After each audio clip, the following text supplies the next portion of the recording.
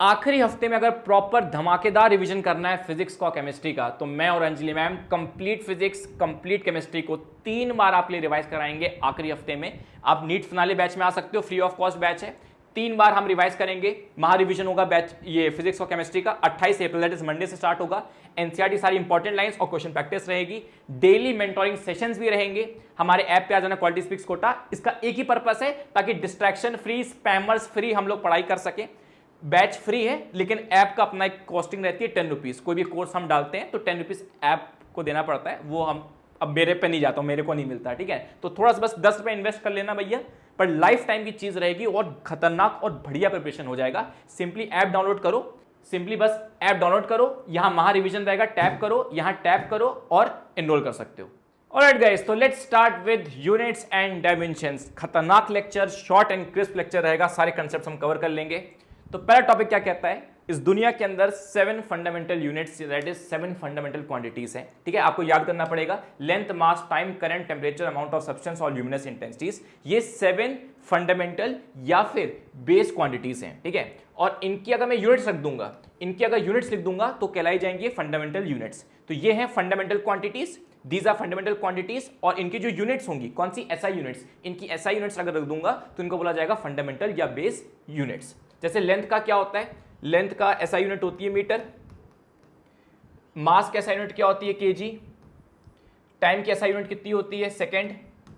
Current की SI unit होती है एम्पियर। टेम्परेचर की एसआई यूनिट होती है केल्विन। अमाउंट ऑफ सब्सटेंस की एसआई यूनिट होती है मोल। और ल्यूमिनस इंटेंसिटी की एसआई यूनिट क्या होती है बाबू, कैंडेला।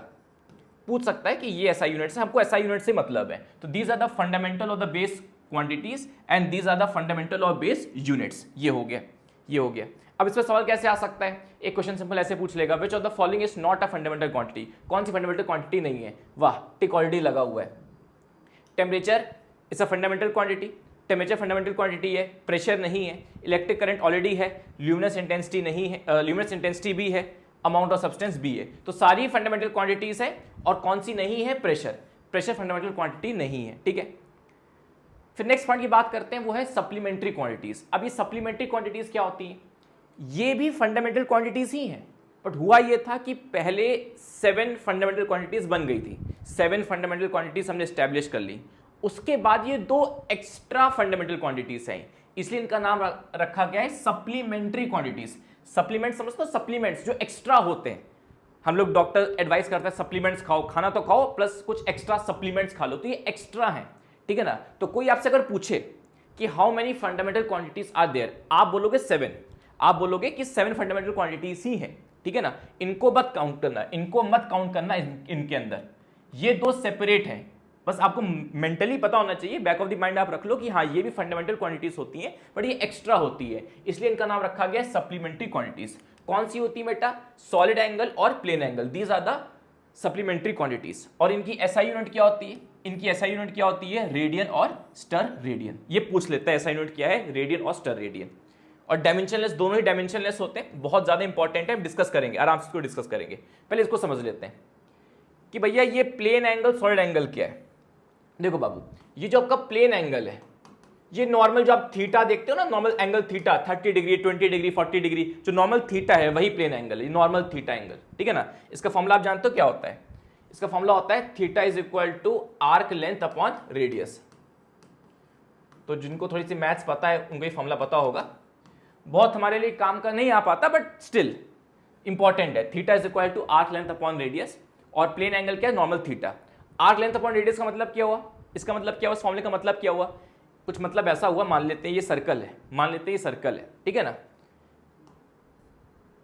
मैंने एक लाइन ये ड्रॉ करी, एक लाइन ये ड्रॉ करी। अब मैंने कहा कि मैंने आपको ये लेंथ दे दी, ये आर्क है, दिस इज कॉल्ड आर्क। अगर मैं आर्क लेंथ आपको दे दूं, अगर मैं आर्क लेंथ दे दूं, मैं आपको रेडियस दे दूं, और मैं आपसे पूछूं कि ये एंगल बता दो मेरे को, ये एंगल बता दो, तो ये फॉर्मूला काम आता है। आप इस आर्क लेंथ को रेडियस से डिवाइड करोगे तो ये थीटा एंगल मिल जाएगा, this is called plane angle, ठीक है। उसके बाद फिर आता है सॉलिड एंगल, फिर आता है सॉलिड एंगल, ठीक है ना। सिग्मा से डिनोट कर देते हैं, सिग्मा से नहीं, इसको क्या बोलेंगे, ओम वाले साइन से, सिग्मा गलत बोल दिया, ओम वाले साइन से इसको डिनोट करते हैं, ठीक है ना। इसको थीटा से, इसको ओम वाले साइन से डिनोट करते हैं सॉलिड एंगल को, अब सॉलिड एंगल क्या है बाबू? सॉलिड एंगल क्या होता है? 3D एंगल होता है। नॉर्मल इस एंगल का, इस प्लेन एंगल का 3D वर्जन।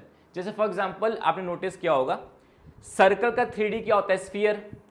स्क्वायर का 3D होता है क्यूब। रेक्टेंगल का 3D होता है क्यूबॉइड। ट्राइंगल का 3D होता है प्रिज्म। वैसे एंगल का 3D वर्जन है प्लेन है सॉलिड एंगल। प्लेन एंगल का 3D वर्जन है सॉलिड एंगल। अब इसका मतलब समझते हैं। जैसे मान लो कोई कोन है, कोई कोन, इट्स अ कोन, कोई 3 डायमेंशनल कोन है, कोई 3 डायमेंशनल कोन है। तो जो 3 डायमेंशनल एंगल है, जो 3 डायमेंशनल एंगल है, इसको ऐसे समझ लो, ये जो एंगल है ये 3 डायमेंशनल है। दिख रहा है आपको 2D दिख रहा है, but this is a 3 dimensional angle. 3 dimensional angle ये होता है सॉलिड एंगल। तो ज्यादा इसमें आपको गहराइयों में जाना नहीं, बस एक सरफेस लेवल पे समझ लो कि सॉलिड एंगल क्या है? प्लेन एंगल का 3D वर्जन। प्लेन एंगल का 3D वर्जन। इसका फॉर्मूला क्या होता है? इसका फॉर्मूला होता है area upon area of cross section, ये area of cross section upon r square. Basically यहां पर एक लेंथ बढ़ा दो, यहां पे लेंथ बढ़ा दो, रेडियस का स्क्वायर कर दो और यहां पर भी लेंथ बढ़ा दो, लेंथ का स्क्वायर कर दोगे तो एरिया आ जाएगा। समझ रहे हो बात को? तो ये एक फॉर्मूला हो गया। हालांकि कभी पूछा नहीं गया, मेन चीज तो यही है जो सामने लिखी हुई है, इसको हम डिस्कशन करेंगे। मेन चीज तो ये है, ये मैंने आपको एक थोड़ा सा एक ब्रीफ दे दिया कि हाँ भैया प्लेन एंगल कुछ ऐसा होता है, सॉलिड एंगल कुछ ऐसा होता है, ठीक है। 3D वर्जन है एंगल का, ताकि थोड़ा सा बस आइडिया रहे। फिर दूसरा जो मेन पहला सवाल आ सकता है इनकी यूनिट्स, SI यूनिट्स, और सबसे इंपॉर्टेंट सवाल आता है इनकी डायमेंशंस पे। देखो ध्यान से समझते हैं डायमेंशंस क्या होता है, फिर हम डिस्कशन करेंगे सारी बातों पे। पहले समझते हैं डायमेंशंस क्या है। डायमेंशन क्या होती है बेटा? डायमेंशन यूनिट को एक्सप्रेस करने का एक तरीका है। यूनिट को एक्सप्रेस करने का एक तरीका है। जैसे यूनिट्स जो है ना, ये यूनिट्स हैं, इनको एक्सप्रेस करने का एक तरीका है डायमेंशन। अब डायमेंशन किस फॉर्मेट में काम करता है? डायमेंशन काम करता है MLT फॉर्मेट में। MLT फॉर्मेट में M क्या होता है? मास। L क्या होता है? लेंथ। T क्या होता है? टाइम। ठीक है, एक एग्जांपल से समझाता हूं, एक एग्जांपल समझाता हूं। मान लो कोई यूनिट है मेरे पास, कोई यूनिट है kg मीटर स्क्वायर, कोई यूनिट है kg मीटर स्क्वायर। इसकी डायमेंशन क्या होगी? इसकी डायमेंशन क्या होगी? तुम देखो kg मतलब मास, kg मतलब मास, तो इसमें मास कितना है? 1, तो m1 आएगा। m stands for mass, m stands for mass, L stands for length and T stands for time. तो इस यूनिट में तुम देखो मास कितना है? 1, लेंथ कितनी है? 2, टाइम कितना है? 0, टाइम है नहीं, तो ये इसकी डायमेंशन हो गई। अगर मैंने यूनिट लिखी ऐसी कुछ, मीटर अपॉन सेकेंड, मेरी यूनिट अगर मीटर अपॉन सेकेंड है तो उसकी डायमेंशन क्या हो जाएगी? मास है नहीं, इसके अंदर मास है नहीं, ठीक है ना। लेंथ है, मीटर मतलब लेंथ, मीटर मतलब लेंथ, सेकंड मतलब टाइम, ये -1 में होगा। -1 में क्यों होगा? क्योंकि ये डिनोमिनेटर में, तुम चाहो तो उसको ऐसे एक्सप्रेस कर सकते हो। ये t -1 क्यों आया? Because this is in denominator, इसको आप ऐसे लिख सकते हो, ms-1 ऐसे लिख सकते हो। तो ms को मीटर पर सेकंड को लेकर लिख सकते हो, मीटर इंटू सेकंड -1, तो ये इसकी डायमेंशन हो गई। तो ये इसकी डायमेंशन हो गई। और अगर किसी क्वांटिटी की डायमेंशन ऐसी होती है, अगर किसी क्वांटिटी की डायमेंशन ऐसी होती है m0 L0 T0, इसको बोलते हैं डायमेंशन लेस, इसको बोलते हैं डायमेंशन लेस। तो this is a dimension less quantity, जिसका m0 L0 T0 तीनों 0 होता है, वो क्या है? Basically dimension less quantity, dimension less quantity. समझ गए? ये थोड़ा बहुत आपको आता भी होगा, तभी आप वन शॉट देख रहे हो, ठीक है। तो सॉलिड एंगल और प्लेन एंगल ये एक ऐसी यूनिट्स हैं बेटा, ये एक ऐसी क्वांटिटीज है, एक ऐसी क्वांटिटीज है जिनके पास यूनिट्स तो हैं, जिनके पास यूनिट्स तो हैं, लेकिन इनके पास डायमेंशन नहीं। इनको छोड़ के, इन दो क्वांटिटीज को छोड़ के सारी क्वांटिटीज के पास यूनिट्स प्लस डायमेंशन होता है। मान लो फॉर एग्जांपल किसी क्वांटिटी के पास यूनिट है, किसी क्वांटिटी के पास यूनिट है, तो उसके पास डायमेंशन होती ही होती है। ये एक एक्सेप्शनल केस है बेटा। जितनी भी क्वांटिटीज इस दुनिया में जिनके पास यूनिट है, जितनी भी ऐसी क्वांटिटीज हैं जिनके पास यूनिट है, उनके पास डायमेंशन होता ही होता है। यही दो एक्सेप्शंस हैं, इसलिए बहुत इंपॉर्टेंट है। तो क्या लिखा हुआ है? They have units but no dimension. तो ये एक अननेचुरल चीज है, ये काफी अननेचुरल चीज है, बिकॉज बाकी 99% क्वांटिटीज जो यूनिट्स लेके बैठी हैं उनकी डायमेंशन आती ही आती है, 99.9%। यही दो एक्सेप्शन है जिनके पास यूनिट्स होने के बावजूद डायमेंशन नहीं है। क्लियर है? अब तुम देखो सवाल कैसे आता है। Which of the following physical quantities has a unit but not dimension. कौन सी ऐसी क्वांटिटीज है जिनके पास यूनिट्स तो हैं बट डायमेंशन नहीं है? तो पहली बात, ये अननेचुरल चीज है। यूनिट्स जिनके पास होती है ऑटोमेटिकली डायमेंशन होती ही होती है। क्यों ऐसा है बेटा, क्यों ऐसा है? बिकॉज डायमेंशन का काम ही क्या होता है? यूनिट को एक्सप्रेस करना। डायमेंशन का काम ही होता है यूनिट को एक्सप्रेस करना। तो जिनके पास यूनिट होंगी उनके पास डायमेंशन तो होगा ही होगा, लेकिन एक एक्सेप्शन आ जाता है, दो एक्सेप्शन आ जाते हैं इनके ऊपर। तो ऐसी कौन सी क्वांटिटी है जिसके पास यूनिट है बट डायमेंशन नहीं है? That is angle, that is angle. एक क्वेश्चन ये न्यू आया था, आई थिंक न्यू 2023 में आया था, न्यू 2023 में आया था। Plane angle and solid angle, इनके पास क्या है क्या नहीं है? यूनिट्स इनके पास हैं बट डायमेंशन इनके पास नहीं है। ठीक है, यूनिट इनके पास है, डायमेंशन इनके पास नहीं है। एनसीईआरटी से भी क्वेश्चन, ये एनसीईआरटी बेस्ड क्वेश्चन है जो पीवाईक्यू में आया था आपके। क्लियर है? अब इसमें एक कहानी आती है, आपको पता होगा कि भैया a quantity has dimension, it may or may not have unit, a quantity has unit, it may or may not have dimension। ऐसी कुछ कहानी आती है, इसको मैं पहले क्लियर कर देता हूं। देखो बाबू, अगर किसी क्वांटिटी के पास यूनिट है, किसी क्वांटिटी के पास यूनिट है, तो उसके पास डायमेंशन होनी तो चाहिए, लेकिन एक्सेप्शन आ गया, एक्सेप्शन आ गया, इसलिए मैं लिखूंगा डायमेंशन मे और मे नॉट बी। तो जिसके पास यूनिट है, जिसके पास यूनिट है उसके पास डायमेंशन हो भी सकती है और नहीं भी हो सकती है। 99% होगी, ठीक है, बस 2% एक्सेप्शन रहता है आपका ये सॉलिड एंगल और प्लेन एंगल, इसकी वजह से मे नॉट बी ऑप्शन में आ रहा है। अगर मैं सॉलिड एंगल और प्लेन एंगल हटा दूं तो हर यूनिट के पास अपनी डायमेंशन होती है, बट क्योंकि एक्सेप्शन है तो इसलिए यहां पर आ रहा है। और अगर किसी क्वांटिटी के पास यूनिट ही नहीं है, किसी क्वांटिटी के पास यूनिट ही नहीं है, यूनिटलेस है, तब तो डायमेंशनलेस भी होगा। ये ऑलवेज है, क्योंकि भाई अगर आपके पास यूनिट है ही नहीं तो आप डायमेंशन एक्सप्रेस ही नहीं कर सकते। डायमेंशन का काम होता है यूनिट को एक्सप्रेस करना, डायमेंशन का काम होता है यूनिट को एक्सप्रेस करना। तो अगर क्वांटिटी यूनिटलेस है तो उसके पास डायमेंशन होगी ही नहीं। ठीक है, इसको याद करने का तरीका कुछ इस प्रकार है। मैं कैसे याद करता हूं, जैसे फॉर एग्जाम्पल एक एग्जाम होता है जेई मेन्स, एक एग्जाम होता है जेई मेन्स और एक एग्जाम होता है जे एडवांस। पहले आप जेई मेन्स क्वालिफाई करते हो, जिसका सिलेक्शन हो जाता है, फिर वो जे एडवांस देता है, जे एडवांस जिसका सिलेक्शन हो जाता है, उसके बाद उसको आईआईटी मिलता है। तो क्योंकि मैं आईआईटीएन हूं तो मैंने पहले जेई मेन्स दिया, उसको क्वालिफाई किया, फिर मैंने जे एडवांस दिया, उसको क्वालिफाई किया, उसके बाद जाके मेरे को आईआईटी मिला। ये आप सब जानते हो, भले नीट के स्टूडेंट्स हो बट थोड़ा बहुत आपको पता होगा जेई के बारे में। अब देखिए, अब एक सिंपल सा सिनेरियो मैं सिंपल सिनेरियो आपसे पूछता हूं। अगर एक स्टूडेंट है जिसका जेई मेन्स सेलेक्ट हो गया है, एक स्टूडेंट जिसका जेई मेन्स क्वालिफाई हो गया है, क्या गारंटी है कि उसका जे एडवांस भी क्वालिफाई होगा? किसी स्टूडेंट ने जेई मेन्स क्वालिफाई कर लिया है तो क्या गारंटी है वो जे एडवांस क्वालिफाई करके आईआईटीएन बनेगा? गारंटी नहीं है भैया, गारंटी नहीं है। तो JEE mains is like unit और जे एडवांस बाद की चीज है, डायमेंशन है। J advance is like dimension, J advance is like dimension. तो जे एडवांस एक बाद की चीज है। तो तुम समझो, जिस क्वांटिटी के पास यूनिट है, जिसने जेई मेन्स क्वालिफाई कर लिया, वो जे एडवांस कर भी सकता है और नहीं भी कर सकता। वही है, जिसके पास यूनिट है उसके पास डायमेंशन हो भी सकती है और नहीं भी हो सकती है। अब एक स्टूडेंट है जिससे जेई मेन्स ही क्वालिफाई नहीं हुआ, एक स्टूडेंट है जिससे जेई मेन्स क्वालिफाई ही नहीं हुआ, तो क्या वो जे एडवांस क्वालिफाई कर पाएगा? नहीं कर पाएगा। क्या वो जे एडवांस क्वालिफाई कर पाएगा? नहीं कर पाएगा। क्यों? वाई? भाई कोई बच्चा जेई मेंस में एलिजिबल ही नहीं है, कोई बच्चा जेई मेंस में एलिजिबल ही नहीं, जेई मेंस का कट ऑफ क्लियर ही नहीं हुआ, फिर जे एडवांस कैसे क्लियर करेगा? वो जे एडवांस कैसे क्लियर करेगा? वैसे ही अगर कोई इंसान, कोई क्वांटिटी यूनिटलेस है, कोई क्वांटिटी यूनिटलेस है, तो डायमेंशन कैसे होगी? जिसका जेई मेंस ही नहीं निकला, जिसका जेई मेंस ही नहीं निकला, वो जे एडवांस कैसे निकालेगा? तो if you fail in JEE mains, you automatically get failed in JEE advance, because आप यहां से यहां पहुंच ही नहीं पाए, आप यहीं पे फेल हो गए। वैसे ही अगर क्वांटिटी यूनिटलेस है तो वो हमेशा डायमेंशनलेस रहेगी। क्लियर हो गया?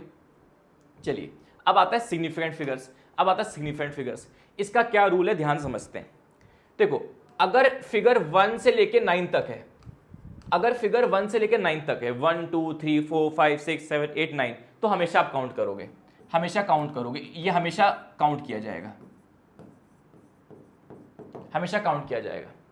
मेन खेल फंसता है जीरो में, मेन खेल फंसता है जीरो में। ठीक है, 1 से 9 में कोई रूल नहीं है, 1 से 9 में बस ये रूल है कि हमेशा काउंट करोगे। जो जीरो डिजिट है इसी में खेल फंसता है। अब देखो, अगर जीरो स्टार्टिंग में जीरो स्टार्टिंग में तो आप कभी काउंट नहीं करोगे, चाहे नंबर डेसिमल हो, चाहे नंबर कोई भी हो, होल नंबर हो, डेसिमल नंबर हो, इंटीजर हो, व्हाटएवर, स्टार्टिंग जीरो कभी काउंट नहीं करोगे। जैसे इसमें स्टार्टिंग जीरो हमने काउंट नहीं करेंगे, दो सिग्निफिकेंट फिगर है तो दो आंसर आ गया। स्टार्टिंग जीरो काउंट नहीं करेंगे, दो सिग्निफिकेंट फिगर है, दो आंसर आ गया। ठीक है। Always count middle zero, starting zero कभी काउंट नहीं करोगे, मिडिल के जीरो को हमेशा काउंट करोगे, मिडिल के जीरो को हमेशा काउंट करोगे। तो ये देखो, मिडिल का मतलब ये नहीं कि एग्जैक्टली मिडिल में होना चाहिए, मिडिल का मतलब ये मत सोचो कि एग्जैक्ट एकदम बीचों बीच, मिडिल का मतलब जो इस कॉर्नर और इस कॉर्नर में ना हो। मिडिल का मतलब होता है जो इस कॉर्नर और इस कॉर्नर में ना हो, एक्सट्रीम लेफ्ट और एक्सट्रीम राइट में ना हो, वो सारे मिडिल है। एक्सट्रीम लेफ्ट और एक्सट्रीम राइट को हटा के जो भी बीच में कहीं आ रहे हैं वो सब मिडिल है। तो तुम देखो ये जीरो मिडिल में आ रहा है तो ये काउंट होगा, तो तीन सिग्निफिकेंट फिगर। अगेन इसमें कोई डेसिमल या होल नंबर का कोई रूल नहीं है, सबके लिए वैलिड है। अब तुम देखो ये दो जीरो नंबर्स के मिडिल में आ रहे हैं, बीच अंदर घुसे हुए हैं, बीच के अंदर घुसे हुए हैं, तो 1 2 3 4 5, तो 5।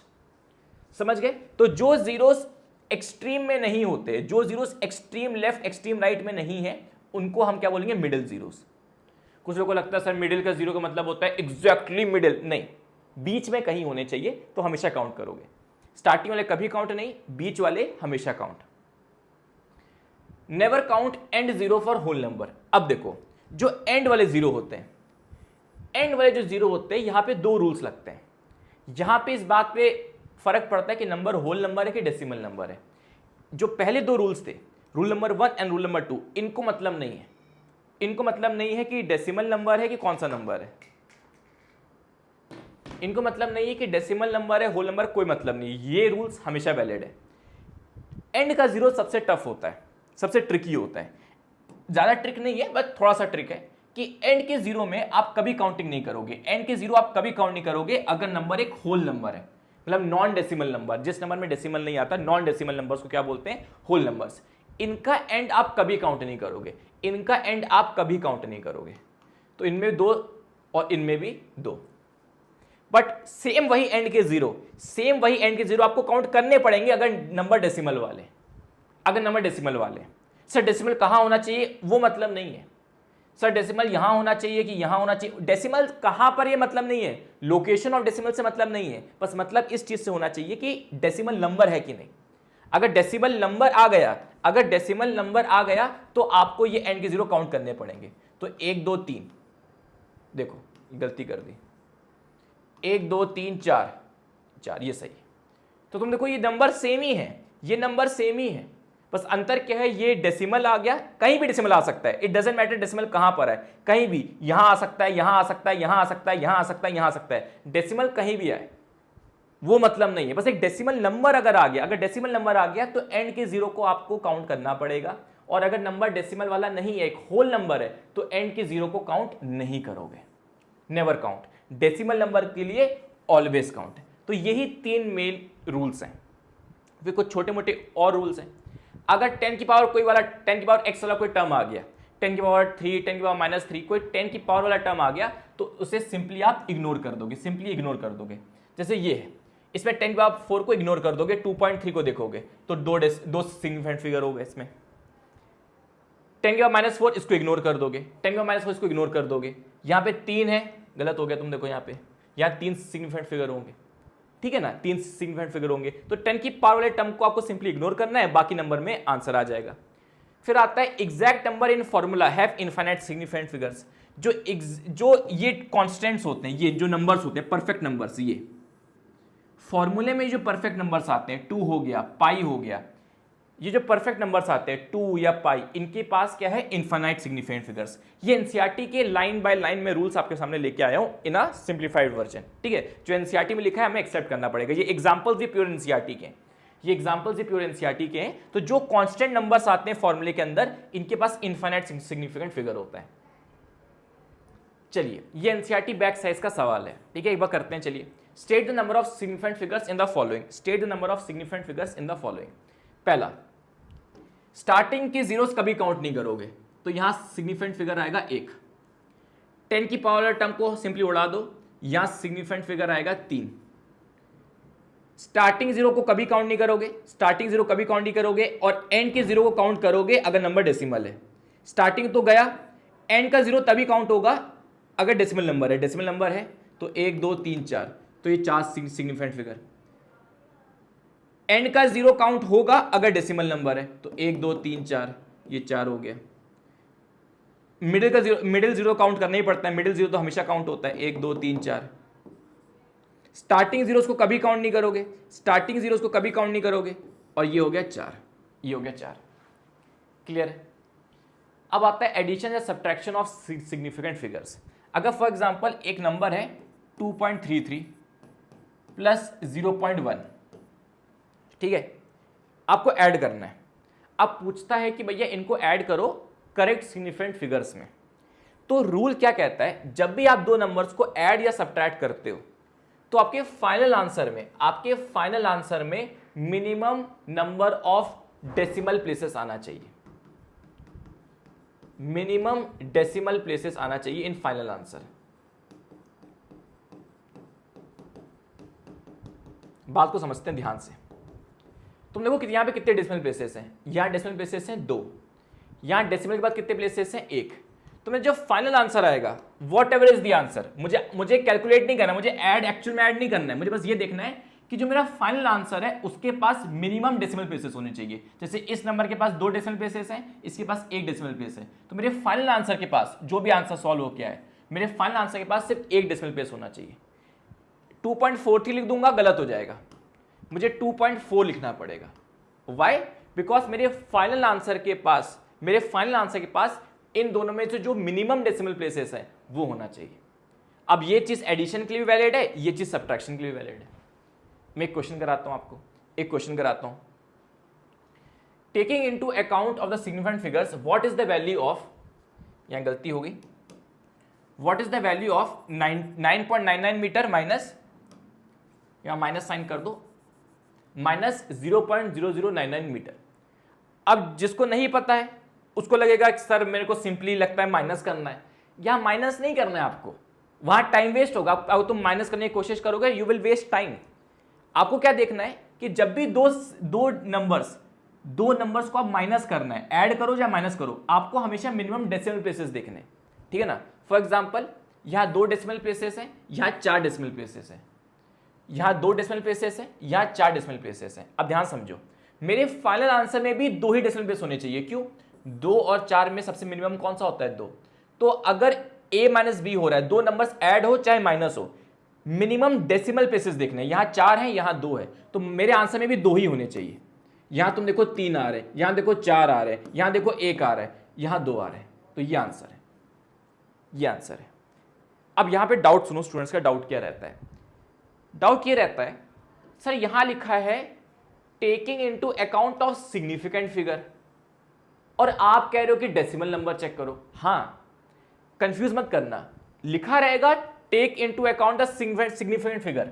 सिग्निफिकेंट फिगर का रूल ही यही है, जब हम नंबर्स को माइनस करते हैं या नंबर्स को ऐड करते हैं तब हम सिग्निफिकेंट नंबर नहीं देख रहे हैं। समझो बात को, लिखा सिग्निफिकेंट फिगर है कि taking into account of significant figure, लेकिन जब हम ऐड या सब्ट्रैक्ट कर रहे हैं हमने कभी भी सिग्निफिकेंट फिगर काउंट नहीं किया कि इसके कितने सिग्निफिकेंट फिगर है, इसमें कितने सिग्निफिकेंट फिगर है, नहीं, हम number of decimal places count कर रहे हैं। और इसमें स्टूडेंट्स को कंफ्यूजन होता है कि सर सिग्निफिकेंट फिगर कब देखेंगे और डेसिमल कब देखेंगे।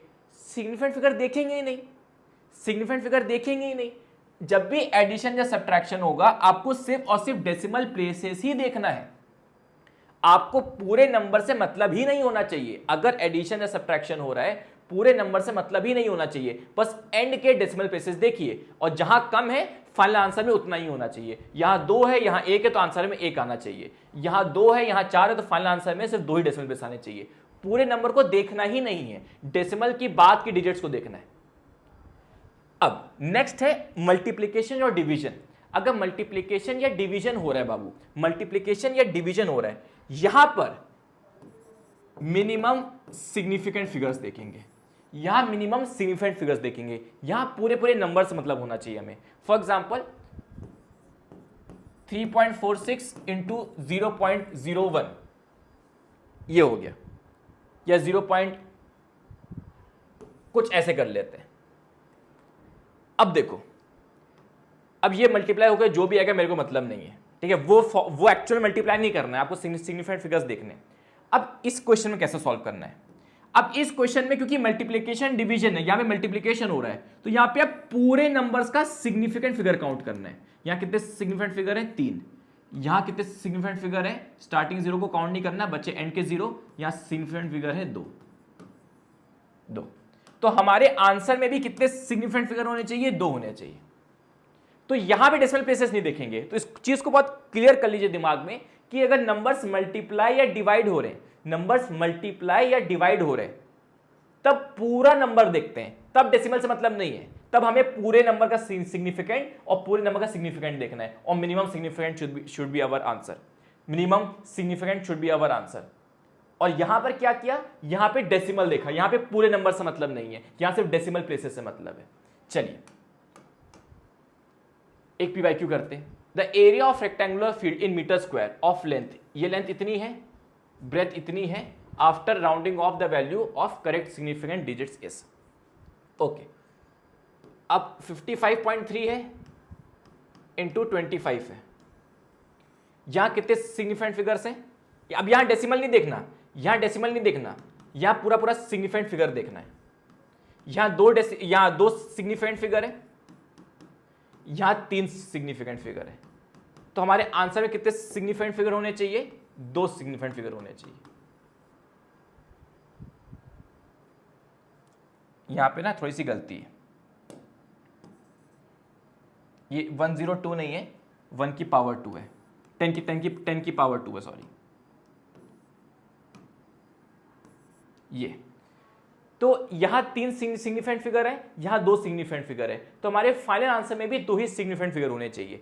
यहां तुम देखो 1 2 3 4 सिग्निफिकेंट फिगर, यहां 1 2 3 4 5 सिग्निफिकेंट फिगर है ना। यहां 1 2 3, ये 10 की पावर 1 है, 10 की पावर 1 है, ठीक है ना।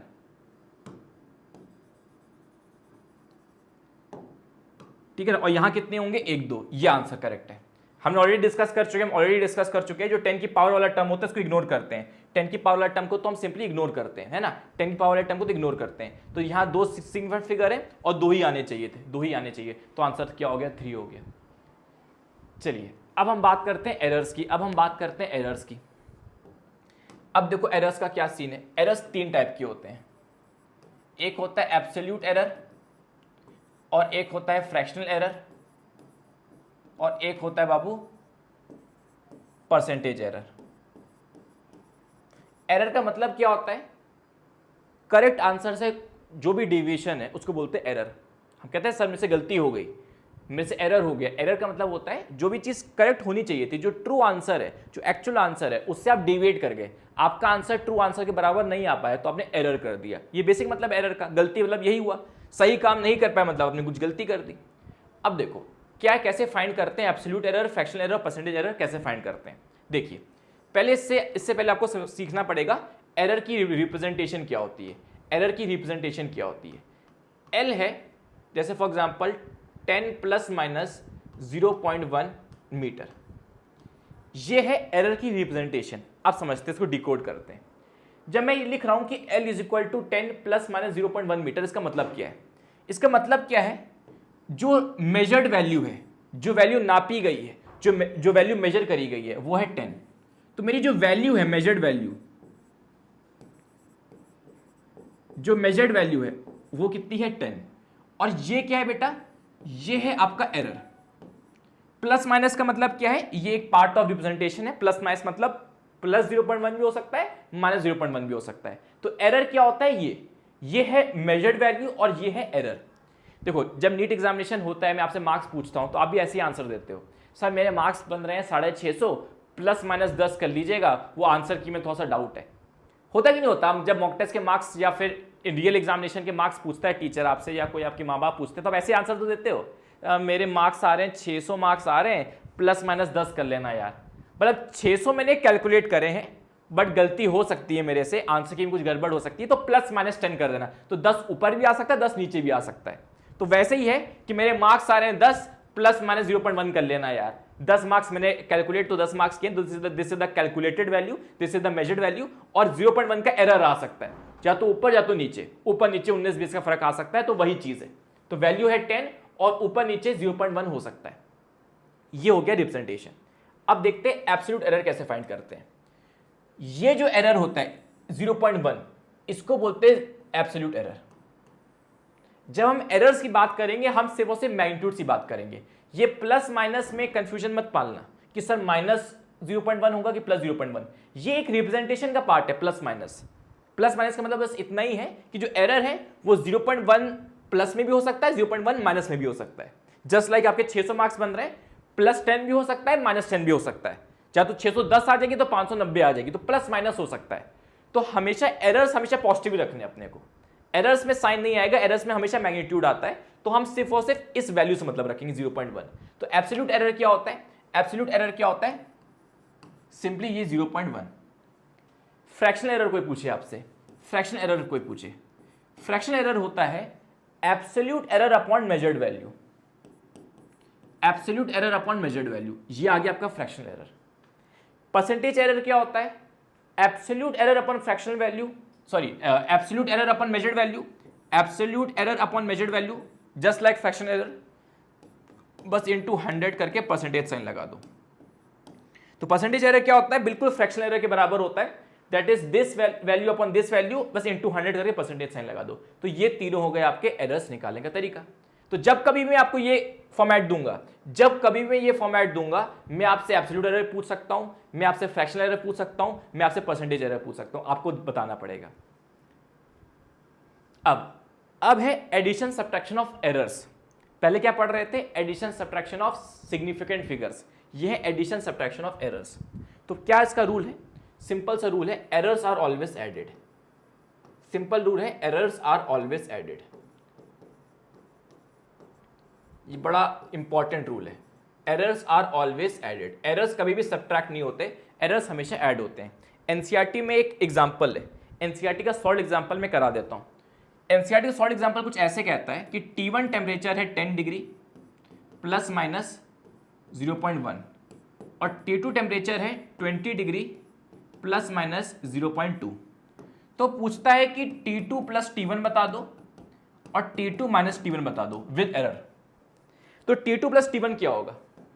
जब T2 प्लस T1 करेंगे तो नंबर्स को तो हम ऐड ही करेंगे, 30 हो जाएगा, और एरर्स को भी हम लोग ऐड करेंगे, एरर्स को भी हम लोग ऐड करेंगे। प्लस माइनस तो एक रिप्रेजेंटेशन का पार्ट है, तो एरर्स को भी ऐड करेंगे और इनको भी ऐड करेंगे, ये आंसर आ जाएगा। लेकिन जब हम T2 माइनस T1 करेंगे, जब हम T2 माइनस T1 करेंगे, यहां पे मैं 4 स्टार मार्क कर देता हूं, यहां मैं 4 स्टार मार्क कर देता हूं, यहां मैं 4 स्टार मार्क कर देता हूं। अगर नंबर्स को माइनस करना है तो मेजर्ड वैल्यू माइनस होगी, 20 माइनस 10 इज इक्वल टू 10 आ जाएगा। मेजर्ड वैल्यू माइनस होगी, बट एरर्स अभी भी ऐड होंगे, एरर्स अभी भी ऐड होंगे, because errors are always added. इसलिए यह सवाल पूछा जा सकता है नीट एग्जामिनेशन में कि मैं आपको सिंपल 2 टेम्परेचर दे दूंगा, T1 T2, T1 plus T2 तो आसान है, मैं आपसे पूछूंगा T2 माइनस T1 बताओ जरा। T2 माइनस T1 क्या होगा? आप एक्चुअल वैल्यूज को तो माइनस कर दोगे, 20 माइनस 10 तो 10 आ जाएगा, बट एरर्स अभी भी ऐड होंगे, because errors are always added, errors are always added. ये चीज याद रखना है जब भी एडिशन और सब्ट्रैक्शन का केस होता है, तो एरर्स हमेशा ऐड किया जाएगा। एक्चुअल वैल्यूज में प्लस माइनस हो जाएगा, एक्चुअल वैल्यूज ऊपर नीचे होंगी, प्लस माइनस होंगी, एरर्स हमेशा ऐड होंगे। गलती का जो घड़ा है वो हमेशा भरेगा ही भरेगा, ठीक है ना। एक गलती आपने कर दी, फिर जब दूसरी गलती कर दोगे तो पहली गलती की भी सजा मिलेगी, दूसरी गलती की भी सजा मिलेगी, ठीक है ना। एक गलती, एक पाप दूसरे पाप को काट नहीं सकता, हर पाप हर गुनाहों का तुमको सजा भुगतना पड़ेगा। चलिए, अब अगर एरर्स मल्टीप्लाई या डिवाइड हो रहे हैं, एरर्स मल्टीप्लाई या डिवाइड हो रहे हैं, तब थोड़ा सा कॉम्प्लिकेटेड हो जाता है। मान लो एक क्वांटिटी है z, मान लो एक क्वांटिटी है z, वो है a इंटू बी स्क्वायर। अब यहां एरर्स, अब मान लो z है a इंटू बी स्क्वायर, ठीक है। अब देखो, अब मैं फाइंड करना चाहता हूं, जैसे ऐसे समझ लेते हैं, देखो मान लेते हैं एक है quantity a, that is 10 plus minus 0.1, एक क्वांटिटी है b, that is 20 plus minus 0.2। अब मैं कहूं कि find error in a into B, find error in a into B, या फाइंड एरर, हाँ चलो find error in a into B. तो आपको क्या लगता है क्या इन एरर्स को मल्टीप्लाई करना होगा? नहीं, ये रॉन्ग है, ये आंसर नहीं है, ये आंसर नहीं है। तो लेट्स से ए इतना दे दिया, बी इतना दे दिया, अब मैं आपसे पूछूं ए इंटू बी में कितना एरर होगा, तो क्या आप ये मल्टीप्लाई कर दोगे? नहीं दोस्त। जब मैंने आपसे पूछा T1 प्लस T2, जब एडिशन सब्ट्रैक्शन केस है तो बहुत सिंपल है सवाल। एडिशन सब्ट्रैक्शन में क्या करना है, चाहे एडिशन हो चाहे सब्ट्रैक्शन हो, दोनों केसेस में एरर्स को बस ऐड कर दो। दोनों केसेस में एरर्स को क्या करो, सिंपली ऐड कर दो। दोनों को ऐड कर दो, चाहे एडिशन हो चाहे सब्ट्रैक्शन हो, ऐड कर दो, आंसर आ जाएगा। लेकिन अगर मल्टीप्लीकेशन में या डिवीजन में तो आप एरर्स को सिंपली मल्टीप्लाई या डिवाइड नहीं कर सकते। तो find error in A B के लिए आप ए का एरर और बी के एरर को मल्टीप्लाई नहीं कर सकते। अब इसका क्या तरीका है, यहां पर आपको फ्रैक्शनल एरर मेथड यूज करना पड़ता है। सिंपली कह सकते हैं फ्रैक्शनल मेथड। आप सिंपली एरर्स को मल्टीप्लाई, एरर्स को डिवाइड नहीं कर सकते। हाँ, यहां कर पा रहे थे जब एडिशन सब्ट्रैक्शन अगर होगा, अगर एडिशन है तो एरर्स को सिंपली ऐड, सब्ट्रैक्शन है तो एरर्स को फिर भी सिंपली ऐड। पर यहां पर सिंपल सब्ट्रैक्शन से काम नहीं चलेगा या सिंपल डिवीजन से काम नहीं चलेगा। अब क्या है हिसाब, समझो बात को। आप क्या करिए, ए इंटू बी को अपने मन में जेड मान लीजिए। ए इंटू बी को अपने मन में जेड मान लीजिए, ठीक है ना। Let this A into B, जिसमें हमको एरर फाइंड करना है, लेट इट बी जेड। अब रूल क्या कहता है, fractional error in Z is equal to fractional error in A plus fractional error in B. Z क्या है आपका, ये ए बी है। जेड आपका ए बी को मैंने जेड बोल दिया, तो फ्रैक्शनल एरर इन जेड क्या आ जाएगा, fractional error in A plus fractional error in B. That is fractional error in Z कितना आ जाएगा, delta A by A that is 0.1 upon 10, delta B by B that is 0.2 by 20, ये आ जाएगा। अब इसको जो भी सॉल्व करेंगे, जैसे भी सॉल्व करेंगे, एलसीएम इसका कितना आ जाएगा, 20 आ जाएगा। ये हो जाएगा 0.2 प्लस 0.2, ये आ जाएगा 0.4 बाई 20 आ जाएगा। सही कर रहा हूं मैं, सही कर रहा हूं, ये आ जाएगा। तो डेल्टा जेड बाई जेड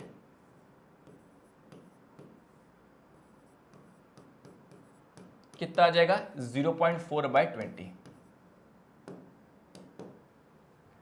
और z क्या है, वही ए बी है, ए बी का नाम ही z है। तो डेल्टा z कितना आ जाएगा, डेल्टा z कितना आ जाएगा, 0.4 अपॉन 20 इंटू जेड। जेड क्या है, ए बी, जेड क्या है, ए बी, 10 इंटू 20, 10 इंटू 20।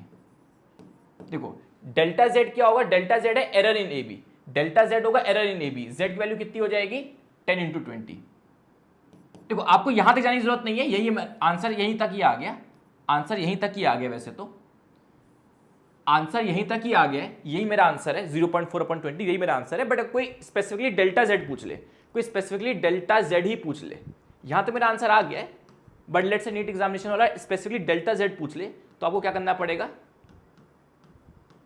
इसको जेड से मल्टीप्लाई करना पड़ेगा। जेड क्या है, A into B that is 200, that is 4 आ जाएगा। तो delta Z error in A B, delta Z का मतलब error in A B, delta Z मतलब एरर इन ए बी कितना आ जाएगा, 4 आ जाएगा। तो ये तरीका है, ये तरीका है। एक क्वेश्चन से समझाता हूं।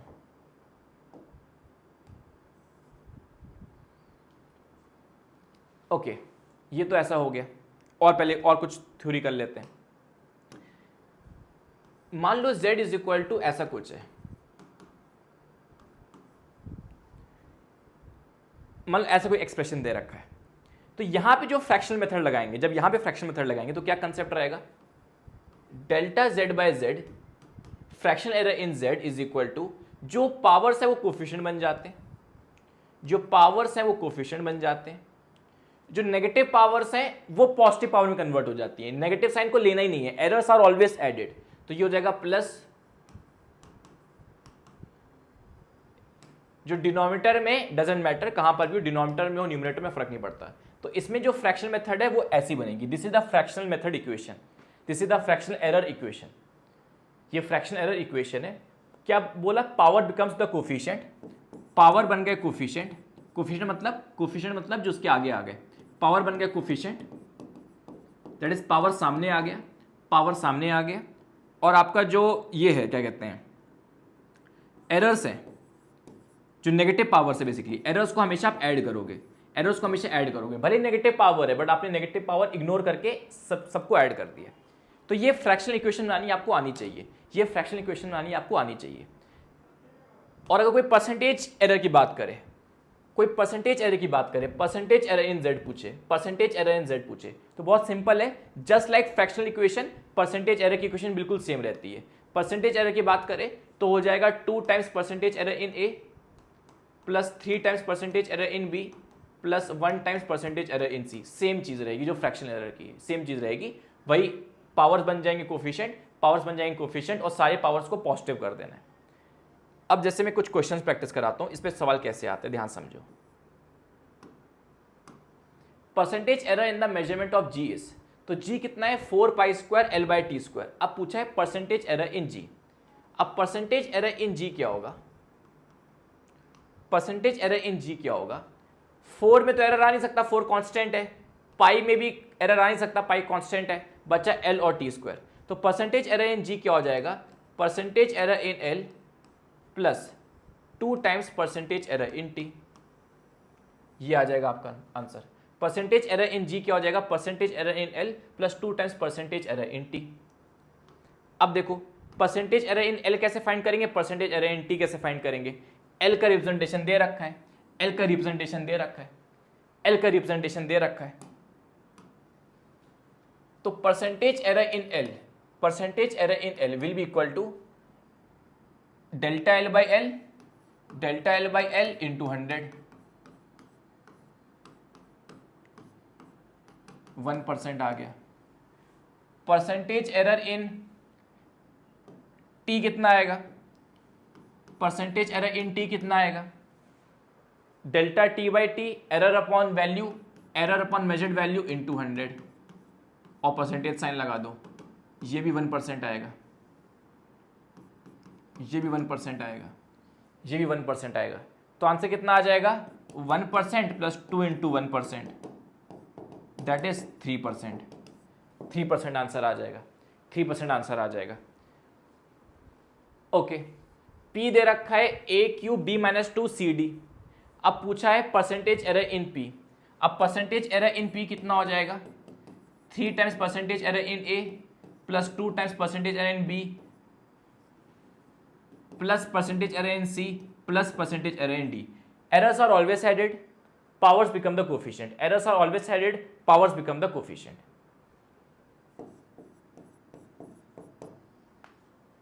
अब यहां पे ऑलरेडी ए का परसेंटेज एरर गिवन है, यह 1%, तो 3 इंटू 1% दैट इज 3% आ जाएगा।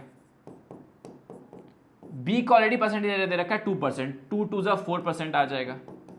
सी में कितना दे रखा है 3, डी में कितना दे रखा है 4, तो 3 प्लस 3 कितना हो गया 6, 10 14 14%, 14% आंसर आ जाएगा, 14% आंसर आ जाएगा, 14% आंसर आ जाएगा। क्लियर हो गया। फिर आती है बात करते हैं हम लोग इंपॉर्टेंट डायमेंशंस की, फिर हम बात करते हैं कुछ इंपॉर्टेंट डायमेंशंस की। सबसे पहले हम बात करते हैं फोर्स की। देखो फोर्स क्या है, फोर्स क्या है, फोर्स होता है mass into acceleration, force is mass into acceleration. Mass क्या हो गया केजी, एक्सीलरेशन क्या हो गया metre per second square. Acceleration क्या होता है metre per second square, velocity upon time, acceleration क्या होता है velocity upon time metre per second square. तो डायमेंशन क्या हो गई m1 l1 t-2, ये इसकी डायमेंशन हो गई। नेक्स्ट आता है एनर्जी, नेक्स्ट आता है एनर्जी। एनर्जी क्या होता है बेटा, energy is same as work, energy is same as work. Work क्या होता है फोर्स इंटू डिस्प्लेसमेंट, वर्क क्या होता है फोर्स इंटू डिस्प्लेसमेंट। फोर्स क्या था kg मीटर पर सेकेंड स्क्वायर, डिस्प्लेसमेंट क्या होता है metre, that is kg metre square per second square, that is m1 l2 t-2। अब आपको एनर्जी की यूनिट और आपको फोर्स की यूनिट रटी होनी चाहिए, एनर्जी और फोर्स की यूनिट आपको रटी होनी चाहिए। ये दो सबसे फंडामेंटल, मतलब फंडामेंटल इन द सेंस सबसे इंपॉर्टेंट, सबसे बेसिक, सबसे इंपॉर्टेंट दो यूनिट्स एंड डायमेंशंस हैं ये आप रट लो, ये मत रटो, ये तो यहीं से आप डिराइव कर लोगे, इसको और इसको रट लो। नीट एग्जामिनेशन में इतना टाइम नहीं है कि हम इसको बैठ के डिराइव करें, नीट एग्जामिनेशन में इतना टाइम नहीं है कि हम इसको बैठ के डिराइव करें। एनर्जी रटा होना चाहिए KG metre per second square, force रटा होना चाहिए KG metre per second square, क्योंकि जितनी भी इंपॉर्टेंट डायमेंशंस है, जितनी भी इंपॉर्टेंट डायमेंशन हम सब पढ़ने वाले हैं, ये सारी इंपॉर्टेंट डायमेंशंस में फोर्स और एनर्जी आने वाला है। तो फोर्स और एनर्जी सबसे इंपॉर्टेंट डायमेंशन है, ये बिल्डिंग ब्लॉक है इस पूरे टॉपिक की। तो अगर आपको फोर्स डायमेंशन पता है और आपको एनर्जी डायमेंशन पता है तो चुटकियों में आंसर्स आएंगे। जैसे for example coefficient of viscosity, अब इसकी डायमेंशन कैसे फाइंड करेंगे? कोई फॉर्मूला सोचो, कोई फॉर्मूला सोचो जिसके अंदर कोफिशिएंट ऑफ विस्कोसिटी आता है और वो फॉर्मूला फोर्स या एनर्जी का ही होना चाहिए। कोई भी फोर्स या एनर्जी का फॉर्मूला सोचो जिसके अंदर ये कोफिशिएंट ऑफ विस्कोसिटी ईटा आता हो। तो एक फॉर्मूला है स्टोक्स लॉ, एक फॉर्मूला है Stokes law, force is equal to 6 pi eta RV. आपको जितने भी इंपॉर्टेंट डायमेंशन है उसको किसी तरह फोर्स या किसी एनर्जी के फॉर्मूले से रिलेट करना है। ये फॉर्मूला दिया था स्टोक्स लॉ ने, that force is equal to 6 pi eta RV. Force क्या होता है, अब रटा होना चाहिए, फोर्स क्या होता है kg metre per second square. 6 तो नंबर है, पाई एक नंबर है, ईटा तो निकालना है, आर क्या होता है रेडियस, रेडियस बोले तो मीटर, वी क्या होता है वेलोसिटी, वेलोसिटी मतलब मीटर पर सेकंड। ठीक है ना? अब देखो ये मीटर कट गया, ये मीटर कट गया, ये आ जाएगा केजी सेकंड स्क्वायर, सेकंड ऊपर चला जाएगा, मीटर नीचे आ जाएगा, ये आ गया। अब आप डायमेंशन लिख लेना, डायमेंशन लिख लेना m1। एक चीज और, एक ऐसे कर लो जरा, ये सेकंड सेकंड कट जाएगा, सेकंड सेकंड कट जाएगा तो और अच्छा हो जाएगा।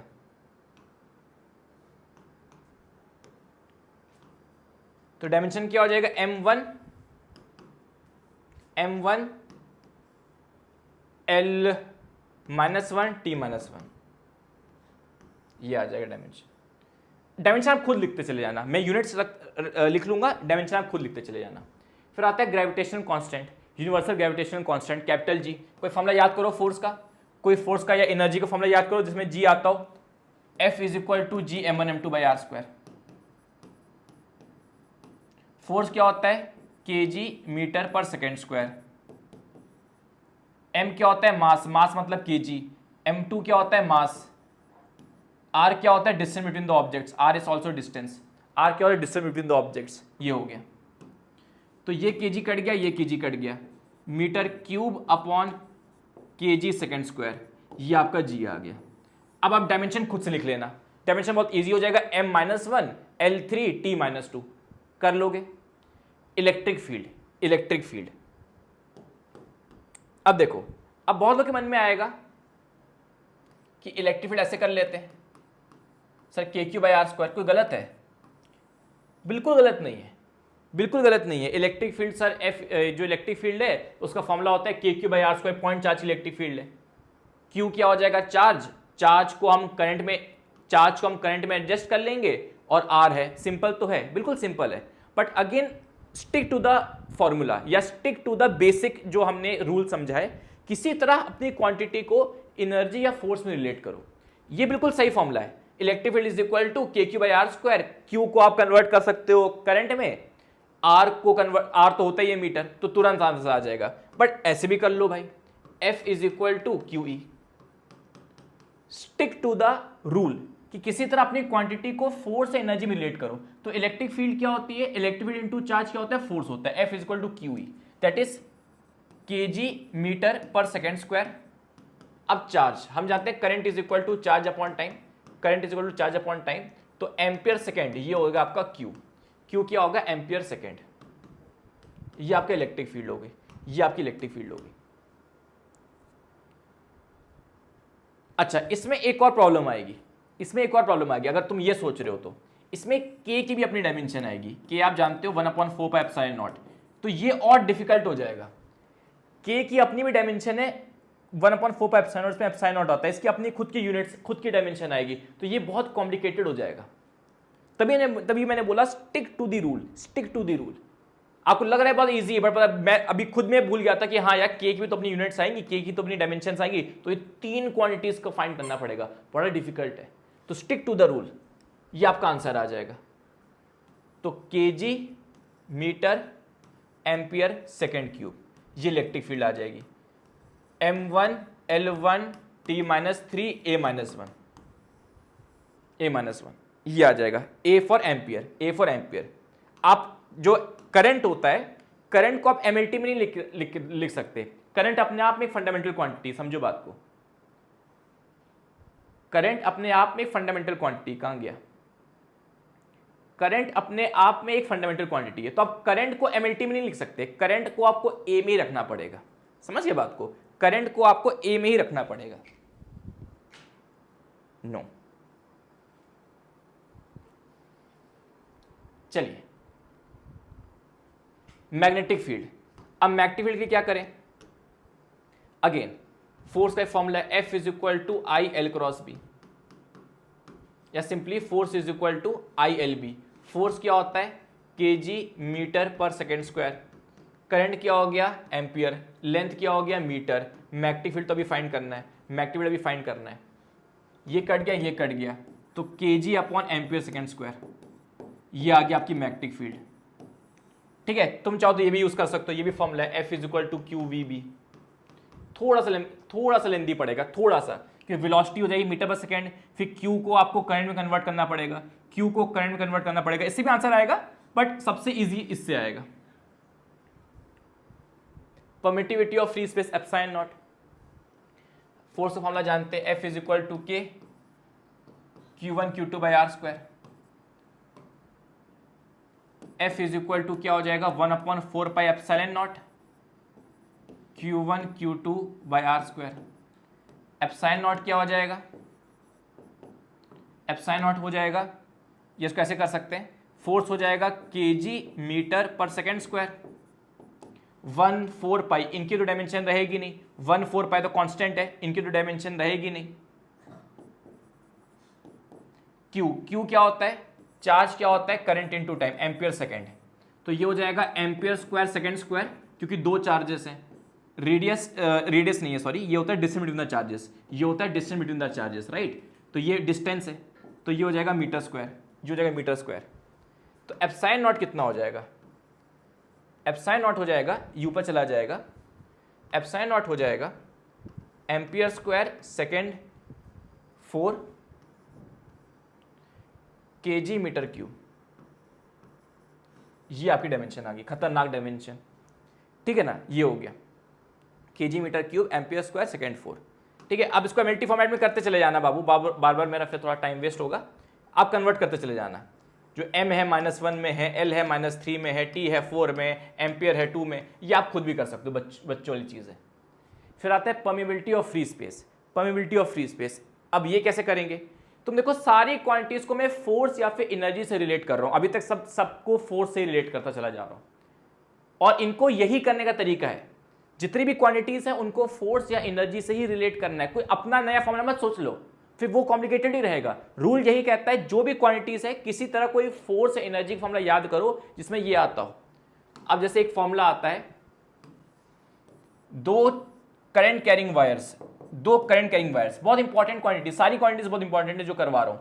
अब दो करंट कैरिंग वायर्स के बीच का जो फोर्स होता है वो ये होता है, F is equal to mu naught I1 I2 upon 2 pi d into length L, ये होता है फोर्स बिटवीन टू वायर्स। अब फोर्स क्या है, kg मीटर पर सेकेंड स्क्वायर, I1 I2 ये हो जाएगा एम्पियर स्क्वायर, लेंथ हो जाएगा मीटर, 2 पाई तो कांस्टेंट है, इसकी डायमेंशन आएगी नहीं, 2 पाई कांस्टेंट, इसकी डायमेंशन आएगी नहीं, बचा d d क्या है बेटा, d क्या है, डिस्टेंस है, d क्या होता है इनके बीच का डिस्टेंस, d क्या होता है इनके बीच का डिस्टेंस, l क्या होता है लेंथ, l क्या होता है इनकी लेंथ। अब लेंथ भी मीटर में है, d भी डिस्टेंस में, लेंथ भी मीटर भी, d डिस्टेंस, ये भी मीटर में होगा, length is also metre, distance is also metre, metre cut जाएगा ये, तो आ जाएगा कितना आ जाएगा, म्यू नॉट आ जाएगा kg मीटर पर सेकेंड स्क्वायर एम्पियर स्क्वायर, ये आ जाएगा kg मीटर पर सेकेंड स्क्वायर एम्पियर स्क्वायर, ये आ जाएगा आपका। ठीक है, फिर आता है रेजिस्टेंस, कैपेसिटेंस और इंडक्टेंस, इनको कन्वर्ट करना होता है आपको एनर्जी फॉर्मेट में। अगर आपको याद हो तो heat energy dissipated by resistance क्या होता है, I square RT। Heat energy dissipated by resistance क्या होता है, आई स्क्वायर आर टी। अब हीट क्या है, energy, energy, heat is a form of energy. Energy क्या होता है, केजी मीटर स्क्वायर पर second square, this is energy. ये हो गया एम्पियर स्क्वायर। रेजिस्टेंस हमें फाइंड करना है, और टी क्या है, टी क्या है, H is equal to I square R T में टी क्या होता है, T is time, T is time, T is time, तो इनटू टाइम कर दिया, तो केजी मीटर स्क्वायर, ये आ गया आपका रेजिस्टेंस, ये रेजिस्टेंस आ गया। फिर से डायमेंशन निकाल लोगे, M1L2 A-2 T-3। Capacitance, capacitance में आपको फॉर्मूला पता होगा, energy stored bye capacitor, energy stored bye capacitor, energy stored bye capacitor half CV square, ये फॉर्मूला पता होगा, हाफ CV स्क्वायर। बट ये थोड़ा सा कॉम्प्लिकेटेड हो जाएगा, ये थोड़ा सा कॉम्प्लिकेटेड हो जाएगा, क्योंकि C कैपेसिटेंस है, V वोल्टेज है। अब वोल्टेज का अपना तरीका निकालने का, वोल्टेज अपना थोड़ा टफ टाइम ले लेगा, तो बेटर है ये फॉर्मूला याद रखो, half Q square by C। मैंने कैपेसिटर वाले वन शॉट में भी करवाया था कि इस एनर्जी फॉर्मूले से हम लोग इसकी यूनिट निकालते हैं। तो कोई भी फॉर्मूला ले लोगे आंसर आ जाएगा, ऐसा नहीं चलता, याद करना पड़ता है कि इसकी डायमेंशन इस फॉर्मूले से निकलती है। ऐसा नहीं कि सब कुछ भी कर लेंगे आंसर आ जाएगा, ऐसा नहीं होता। Half Q square by C। अब एनर्जी क्या होती है, एनर्जी होती है kg metre square per second square. Half की कोई डायमेंशन रहेगी नहीं। चार्ज क्या होता है, करंट, चार्ज आपका होता है करंट इनटू टाइम। C हमें फाइंड करना है, C क्या हो जाएगा, ampere square second 4 upon kg metre square. ये आपका C आ गया, ये आपका C आ गया। अब तुम कन्वर्ट कर लोगे डायमेंशन में। म्यूचुअल इंडक्टेंस, अब चाहे म्यूचुअल इंडक्टेंस हो चाहे सेल्फ इंडक्टेंस हो, दोनों की सेम ही चीज रहेगी। चाहे म्यूचुअल इंडक्टेंस हो चाहे सेल्फ इंडक्टेंस हो, सेम ही डायमेंशन है। क्या करते हैं, energy stored bye inductor, energy stored bye inductor का फॉर्मूला होता है half Li square. Very very important formula, 4 से 5 बस सवाल तो इसी फॉर्मूले पे आ गए, एनर्जी स्टोर्ड बाय इंडक्टर। अब एनर्जी क्या होती है बेटा, केजी मीटर स्क्वायर पर second square, that is half की कोई आएगा नहीं, L हमें फाइंड करना है, ये हो जाएगा ampere square, that is kg metre square second square ampere square. ये आपका L आ जाएगा, ये आपका L आ जाएगा, ये आपका L आ जाएगा इंडक्टेंस का, केजी मीटर स्क्वायर पर एम्पियर सेकेंड स्क्वायर, ये आपका L आ गया। आप फाइंड कर लेना। सेम चीज इसका है, सेम चीज इसका है, सेल्फ इंडक्टेंस का भी, जो म्यूचुअल इंडक्टेंस का है वही सेल्फ इंडक्टेंस का है, सेम आंसर आएगा, टेंशन मत लेना। फिर आता है डायमेंशनलेस क्वांटिटीज। अब कौन सी क्वांटिटीज डायमेंशनलेस है, ठीक है, स्ट्रेन, स्ट्रेन क्या होता है, delta L by L, refractive index, relative density, angle, solid angle, phase angle, distance gradient. अच्छा, ये ग्रेडियंट वर्ड इंपॉर्टेंट है काफी। ग्रेडियंट का मतलब क्या होता है, जब भी ग्रेडियंट वर्ड आ जाए आपको करना क्या है, इससे पहले की जो क्वांटिटी है उसको बस डिवाइड कर दो डिस्टेंस से। ग्रेडियंट का मतलब होता है डिवाइड बाय डिस्टेंस, ग्रेडियंट का मतलब होता है डिवाइड बाय डिस्टेंस। जैसे डिस्टेंस ग्रेडियंट, डिस्टेंस ग्रेडियंट का मतलब होता है, तो पहले डिस्टेंस की डायमेंशन लिखो, डिस्टेंस क्या होता है मीटर, डिस्टेंस क्या होता है मीटर। ग्रेडियंट का मतलब होता है जैसे ग्रेडियंट आएगा डिवाइड बाय डिस्टेंस, तो तुम उनको मीटर मीटर कट गया, कुछ आया ही नहीं, कोई डायमेंशन यूनिट बची नहीं, कोई यूनिट बची नहीं, तो डायमेंशनलेस हो गई, डायमेंशनलेस हो गई। वैसे अगर मैं पूछूं आपसे वेलोसिटी ग्रेडियंट, अगर मैं आपसे बोलूं वेलोसिटी ग्रेडियंट क्या होता है, तो ग्रेडियंट वर्ड समझ लो बात को। ग्रेडियंट का मतलब बस आपको डिवाइड कर देना डिस्टेंस से। अब वेलोसिटी ग्रेडियंट, वेलोसिटी मतलब मीटर पर सेकेंड, वेलोसिटी मतलब मीटर पर सेकेंड, ग्रेडियंट मतलब बस डिवाइड बाय मीटर, ग्रेडियंट का मतलब डिवाइड बाय मीटर, तो ये आ गया 1 बाय सेकेंड, T-1, ये इसकी डायमेंशन आ गई। तुम देखो इसमें डिस्टेंस ग्रेडियंट में क्या हुआ, डिस्टेंस मीटर में होता है, ग्रेडियंट का मतलब होता है 1 अपॉन मीटर, ग्रेडियंट का मतलब होता है डिवाइड बाय मीटर, तो कट गया, कुछ बचा ही नहीं, यूनिट आई नहीं, कोई यूनिट आई नहीं, तो डायमेंशनलेस है। Relative permeability, relative permittivity, angle of contact, Reynolds number, coefficient of friction, electric susceptibility, magnetic susceptibility, ये सब क्या है बेटा, डायमेंशनलेस है, ये सब डायमेंशनलेस है। ये जैसे जैसे आप फिजिक्स पढ़ते चले जाओगे आपको ये सब चीजें याद होती चली जाएगी, ठीक है ना। Quantities which have same dimensions as that of solid angle, ऐसी क्वांटिटीज जिनकी डायमेंशन सेम है as that of solid angle. अब सॉलिड एंगल क्या है, हम पता है ये important exception, plane angle and solid angle are very very important exceptions. इनकी खासियत क्या होती है, इनके पास डायमेंशन नहीं होती, तो ये क्या है, डायमेंशनलेस, ये क्या है, डायमेंशनलेस, ये डायमेंशनलेस है। अगर सॉलिड एंगल डायमेंशनलेस है, सॉलिड एंगल अगर डायमेंशनलेस है, क्वेश्चन में क्या पूछा है, कौन सी क्वांटिटीज है जिनकी डायमेंशन सेम है as that of this. Basically पूछ रहा है इसमें से कौन सी क्वांटिटीज डायमेंशनलेस है, यही तो पूछ रहा है, बिकॉज सॉलिड एंगल डायमेंशनलेस है। तो इसमें पूछा कौन सी ऐसी क्वांटिटीज है जिनकी डायमेंशन इसके बराबर है, यानी कौन सी ऐसी क्वांटिटीज है जो डायमेंशनलेस है। स्ट्रेन डायमेंशनलेस है, एंगल डायमेंशनलेस है। स्ट्रेन क्या होता है, delta L by L. Strain क्या होता है, रेशियो ऑफ लेंथ, ये भी डायमेंशनलेस है, एंगल भी डायमेंशनलेस है। आंसर इसी से आ गया, इसी से आंसर आ गया। फिर आता है dimensions of this, dimensions of mu naught epsilon not power minus half. ये स्पेशल क्वेश्चंस होते हैं, ये स्पेशल क्वेश्चंस होते हैं। जिस बच्चे को नहीं पता है वो इसको छू ही नहीं सकता, इस क्वेश्चन को कर ही नहीं सकता, इसको इसकी शॉर्ट ट्रिक नहीं पता। अब बेवकूफ बच्चा क्या करेगा, म्यू नॉट निकालेगा, एप्सिलॉन नॉट निकालेगा, उसकी डायमेंशंस को मल्टीप्लाई करेगा, फिर पावर लेगा माइनस हाफ। ऐसा तो बिल्कुल नहीं करना है, ये स्पेशल क्वेश्चंस है। आपको पता होना चाहिए कि ये टर्म है क्या, epsilon not mu naught power minus half, that is ये होता है स्पीड ऑफ लाइट, ये होता है speed of light, that is this is speed, this is speed of light. और स्पीड क्या होती है, मीटर पर सेकेंड। स्पीड क्या होती है, मीटर पर सेकेंड। तो L T minus one, L T minus one, L T minus one. तो आपको पता होना चाहिए ये क्वांटिटी क्या रिप्रेजेंट करती है। हम ईएम वेव्स में पढ़ते हैं इस चीज को, हम ईएम वेव्स में पढ़ते हैं, मैंने पढ़ाया भी है। This quantity is speed of light. तो ये बेसिकली स्पीड लिखा हुआ है। अब स्पीड लिखता तो हर बच्चा टिक मार देगा, तो एक गंदा सा लिख दिया। एक और एग्जांपल देता हूं, स्पेशल जो होता है, dimension of half epsilon not E square, dimension of half epsilon not E square. अब जिसको नहीं पता है क्या है, तो वो सोचेगा अरे सर एप्सिलॉन नॉट की डायमेंशन निकालेंगे, फिर इलेक्ट्रिक फील्ड डायमेंशन निकालेंगे, फिर उसका स्क्वायर करेंगे, फिर उसका मल्टीप्लाई करेंगे। अरे भैया नहीं करना। This thing is called energy density, this thing is called energy density, यानी this is energy upon, this is energy upon volume. जैसे मास डेंसिटी क्या होता है, जैसे मास डेंसिटी क्या होता है, mass upon volume. Mass density क्या है, mass upon volume, mass upon volume. Energy density क्या होती है, energy upon volume. Energy density क्या है, एनर्जी अपॉन वॉल्यूम। ठीक है, अब देखिए, अब देखिए एनर्जी क्या होती है, एनर्जी क्या होती है, kg metre square per second square. Volume क्या होता है, मीटर क्यूब।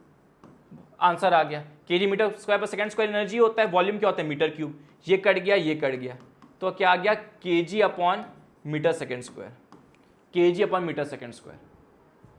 तो केजी मतलब M L minus one T minus two, M L minus one T minus two, ये आपका आंसर आ गया।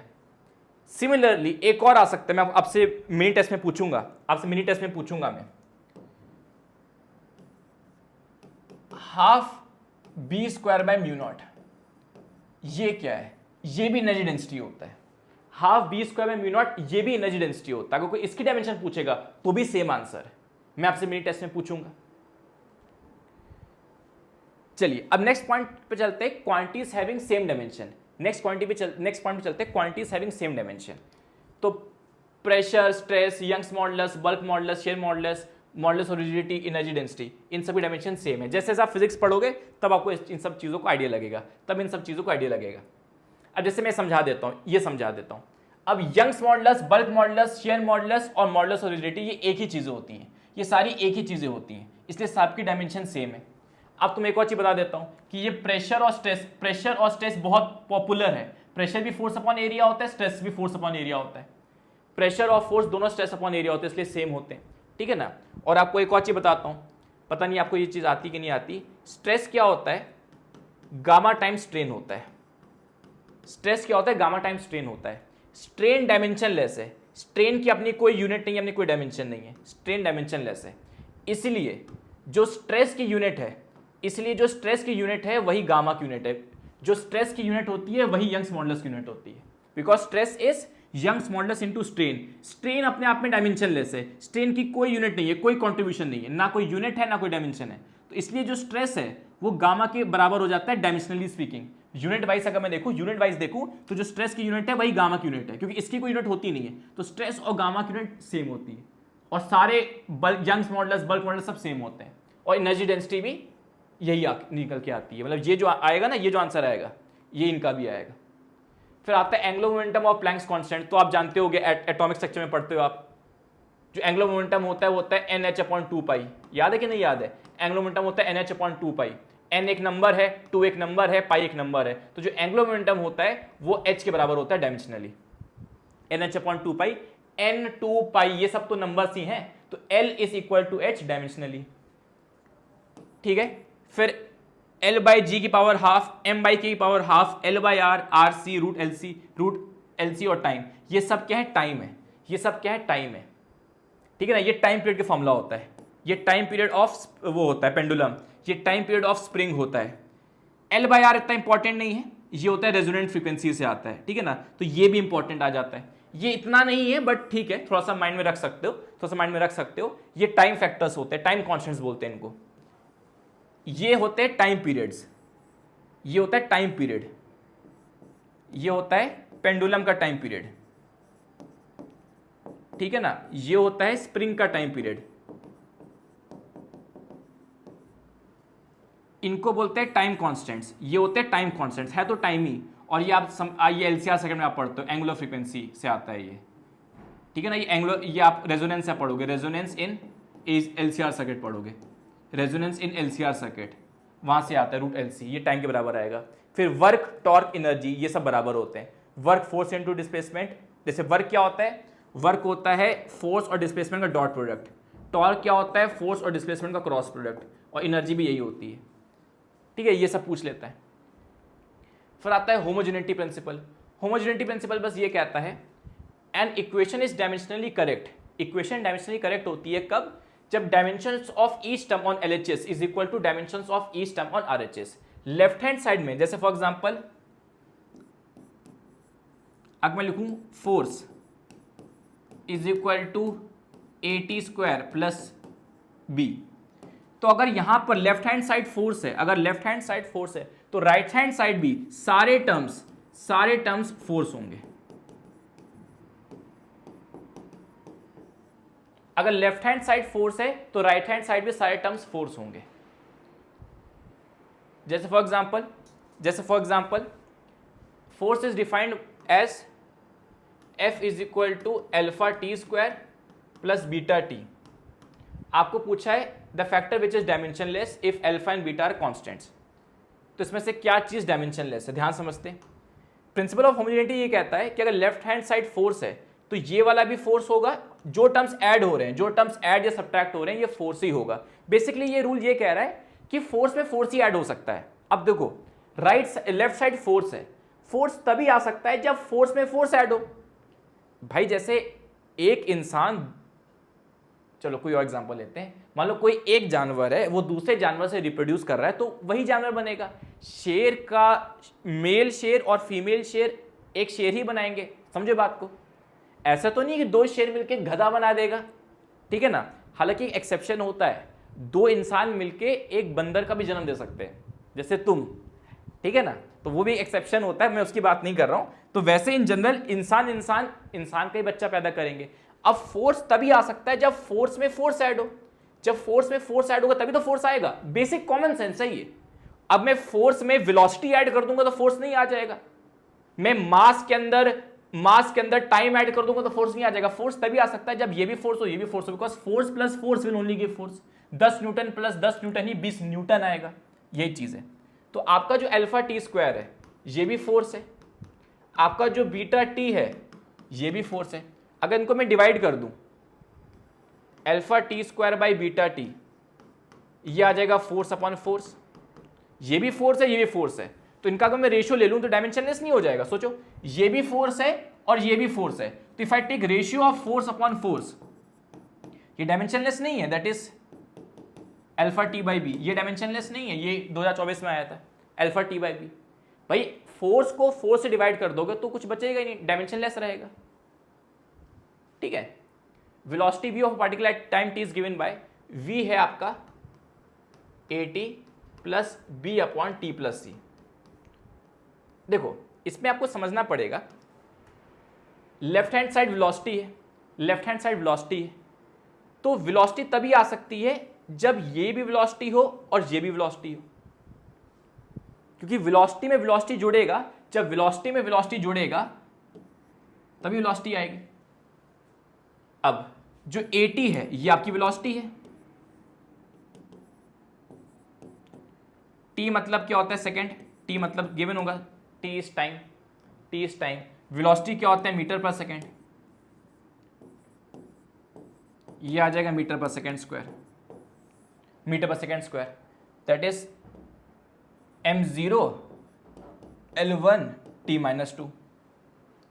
m0 को लिखते ही नहीं है, देखो इन्होंने m0 को इग्नोर कर दिया, जो चीज जीरो होती है उसको हम लिखते नहीं है, तो L1 t-2, L1 t-2 ये हो गया या ये हो गया, B और D।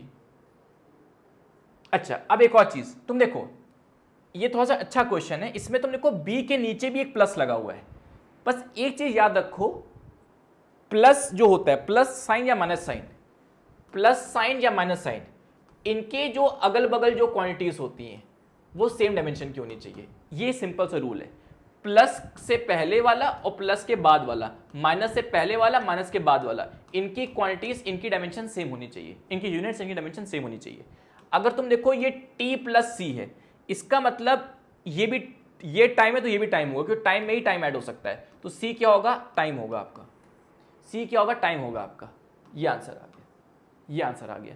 तो t प्लस सी, प्लस के लेफ्ट और प्लस के राइट वाला टर्म सेम होता है, प्लस के लेफ्ट वाला प्लस के राइट वाला टर्म सेम होता है, तो ये भी टाइम है तो ये भी टाइम है, तो c टाइम होगा, दैट इज सेकेंड होगा। अब इसकी बात कर लेते हैं, अब इस पूरे टर्म की बात कर लेते हैं। पूरा टर्म जो है b अपॉन टी प्लस, ये पूरा टर्म जो है, ये पूरा टर्म किससे ऐड हो रहा था, ये पूरा टर्म किससे ऐड हो रहा था, 80 से, ये पूरा टर्म ऐड हो रहा है 80 से। ये अगर फोर्स है तो प्लस के लेफ्ट साइड प्लस के right side same dimension, same unit रहेंगी, तो ये पूरा टर्म ऐड हो रहा है 80 से, 80 फोर्स है तो ये भी फोर्स होगा, that is b upon t plus c. ये आपका क्या होगा, kg मीटर पर सेकेंड स्क्वायर होगा। ये दोनों टाइम है, टाइम में टाइम ऐड करोगे तो टाइम ही मिलेगा, सेकेंड में सेकेंड ऐड करोगे तो सेकेंड ही मिलेगा,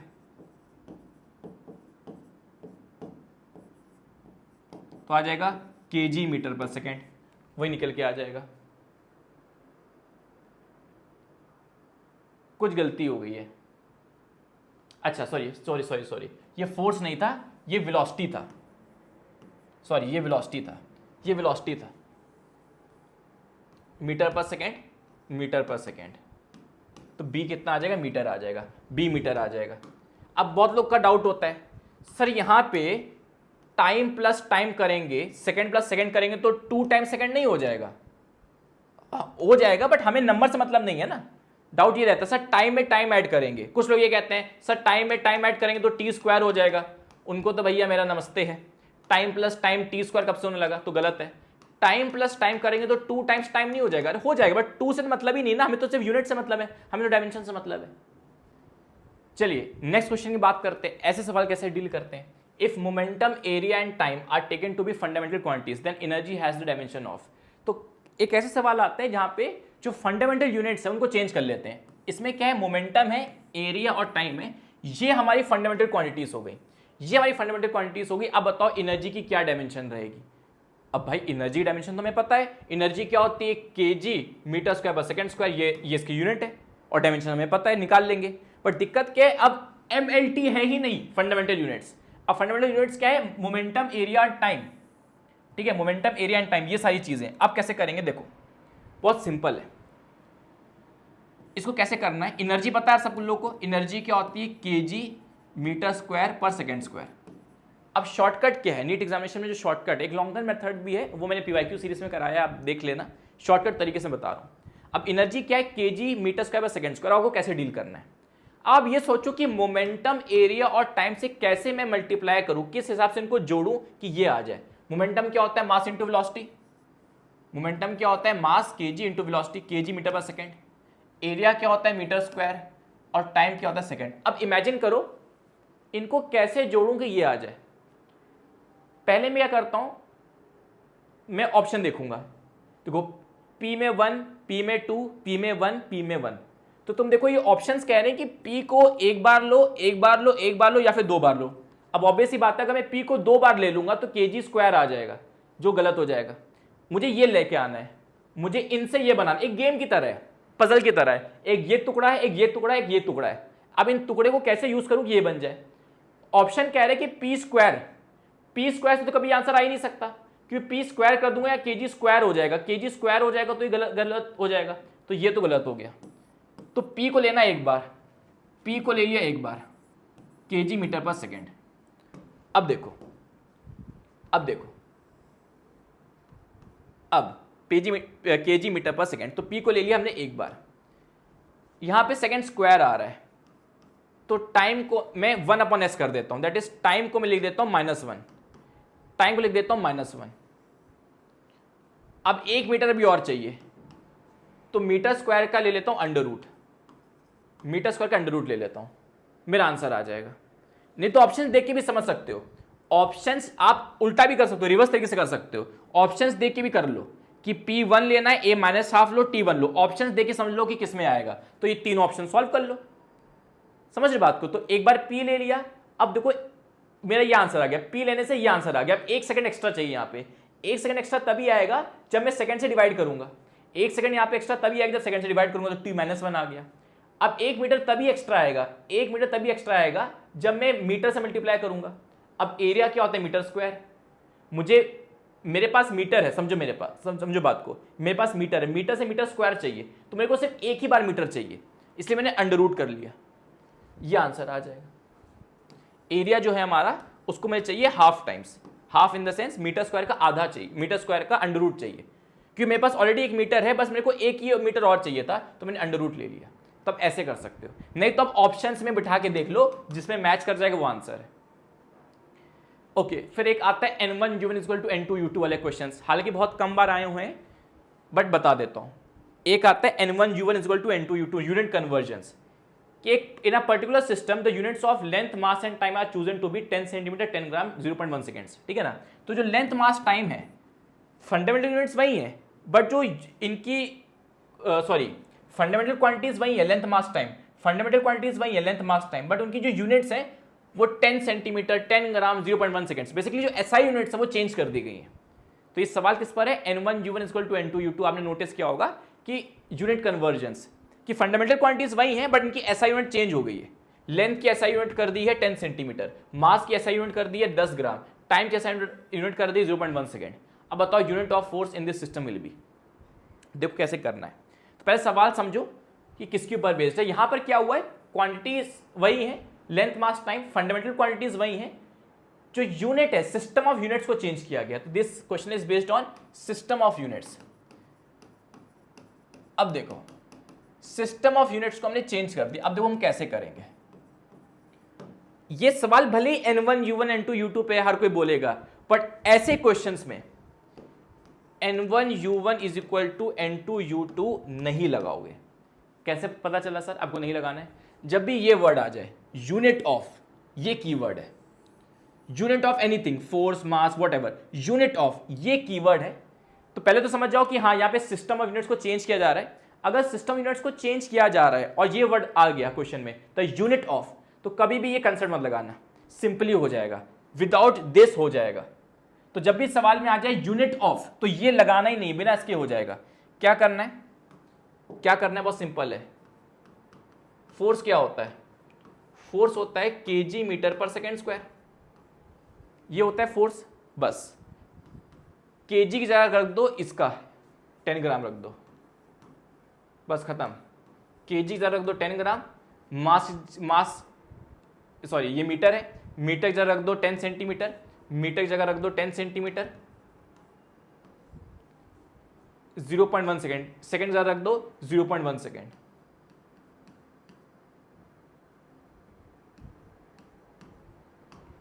कितना आंसर आ जाएगा, 10 × 10/1/100 ग्राम सेंटीमीटर पर सेकेंड स्क्वायर। ये आ जाएगा 10⁴ ग्राम सेंटीमीटर पर सेकेंड स्क्वायर, ये आ जाएगा। अब क्या करो, अब वापस से इस ग्राम को केजी में कन्वर्ट कर दो, वापस से इस ग्राम को केजी में कन्वर्ट कर दो, वापस से सेंटीमीटर को मीटर में कन्वर्ट कर दो, और ये तो सेकंड में है ही। तो पहला स्टेप क्या है, पहला स्टेप क्या है, ये पहला स्टेप क्या है, आप उसको लिखोगे, आप इसको यूनिट, इसकी यूनिट रखोगे। फर्स्ट स्टेप क्या, आप यूनिट रखो। दूसरा स्टेप क्या है, आपको यूनिट को रिप्लेस कर देना है न्यू यूनिट से, यूनिट को रिप्लेस कर देना है न्यू यूनिट से। आपने यूनिट को रिप्लेस कर दिया न्यू यूनिट से, न्यू यूनिट से रिप्लेस कर दिया। और तीसरा क्या है, तीसरा क्या है, वापस से आपका आंसर आ गया। अब वापस से जो ये बच रहा है इसको वापस से एसआई में कन्वर्ट कर दो, वापस से एसआई में कन्वर्ट कर दो। तो ग्राम हो जाता है 10⁻³ kg, सेंटीमीटर होता है 10⁻² मीटर, ये आ जाएगा 10⁻⁻1 kg मीटर पर सेकेंड स्क्वायर। और ये जो है ये आपका आंसर है, ये आपका आंसर है। देख, है ना मस्त तरीका। तो ये कब यूज करना होता है, जब ऐसा वर्ड है यूनिट ऑफ, यूनिट ऑफ, तब आपको क्वेश्चन ऐसे सॉल्व करने पड़ते हैं। यहां पर आपको जरूरत नहीं है यूनिट कन्वर्जन्स की, N1 U1 की जरूरत नहीं पड़ेगी। और ऐसे ही सवाल आया हुआ है, बहुत पहले का सवाल है ये, रिसेंट ईयर में नहीं आया, और अगर आएगा तो इस टाइप का सवाल ज्यादा चांसेस है। ठीक है, एक सवाल और ले लेते हैं। A new system of units is proposed in which unit of mass is alpha kg, unit of length is beta meter, unit of mass is alpha kg, unit of length is beta meter, unit of time is lambda s. How much will 5 joule measure in this system? अब देखो, ये questions भी वैसे ही हैं, system of units पे, new system of units का रखा है। पर तुम देखो यहां पर कहीं भी लिखा हुआ है यूनिट ऑफ, लिखा हुआ है कहीं how much will 5 joule measure, यहां पे कुछ ऐसी लैंग्वेज लिखी है क्या, द यूनिट ऑफ फोर्स, नहीं लिखा हुआ है।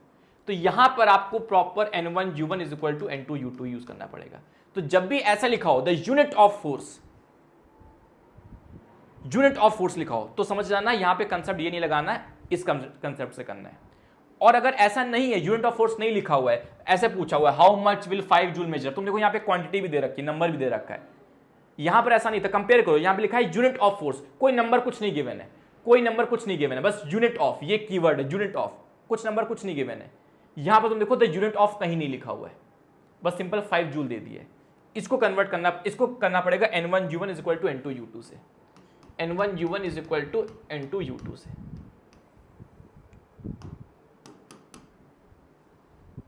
ओके, अब देखो, अब N1 U1 को मान लो ओल्ड सिस्टम, इसको मान लो जो ओल्ड एक्चुअल जो सिस्टम है, और ये हमारा new system. Okay, how much will 5 joule measure in this new system, तो ये है ओल्ड सिस्टम। N1 क्या होता है, number, N1 is the number, U1 is the old unit, is equal to N2 क्या है, न्यू नंबर जो मैं फाइंड करना है, और U2 क्या है, न्यू यूनिट। अब देखो कैसे करेंगे, जूल का मतलब होता है एनर्जी, जूल का मतलब होता है एनर्जी, एनर्जी मतलब ये N2 में फाइंड करना है। N1 U1 को मान लिया मैंने ओल्ड, N2 U2 को न्यू मान लिया, तो ओल्ड क्या है 5 जूल, 5 जूल को इस न्यू सिस्टम में कन्वर्ट करना है। तो how much will 5 joule measure in this new system, तो न्यू सिस्टम को, इस 5 जूल को न्यू सिस्टम में कन्वर्ट करना है। तो ओल्ड क्या है 5 जूल, इसे कन्वर्ट करना है न्यू सिस्टम में। तो अब जूल को लिखो इस फॉर्मेट में, KG metre square per second square. अब केजी जगह रख दो alpha KG, beta metre square, मतलब ये हो जाएगा मीटर स्क्वायर की जगह रख दो बीटा मीटर का स्क्वायर, सेकेंड जगह रख दो लैम्डा एस की जगह स्क्वायर। तो जहां केजी था वहां अल्फा केजी, जहां मीटर था वहां बीटा मीटर का स्क्वायर, जहां एस था वहां पे लैम्डा एस का स्क्वायर। ये हो जाएगा alpha KG beta square metre upon lambda square second square, ठीक है ना, इंटू N2। तो N2 क्या हो जाएगा, N2 हो जाएगा,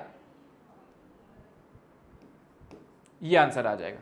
फिर कुछ इस हिसाब से हो गया 5 kg metre square per second square is equal to N2 into alpha KG beta square metre square upon lambda square S square. ठीक है, लास्ट क्वेश्चन ये हमारा, ये कट गया, ये कट गया, ये कट गया, ये कट गया, केजी केजी कट गया, तो 5 lambda square upon alpha beta square, ये आंसर आ गया आपका N2, ये आपका आंसर आ गया M2। ठीक है ना, ये आंसर आ गया 5 alpha 5 lambda square 5 lambda square alpha -1 beta -2, ये आ गया।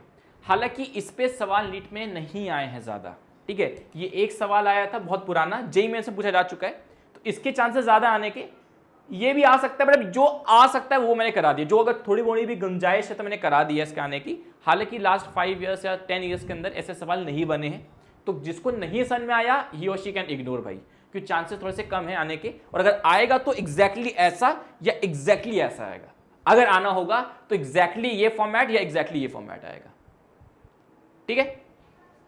Alright guys, that's it for the video, thank you so much. Notes आपको मिल जाएंगे टेलीग्राम पे quality speaks Kota, main test आपको हमारे ऐप पे मिल जाएगा, क्वालिटी स्पीक्स कोटा के ऐप पे मिल जाएगा।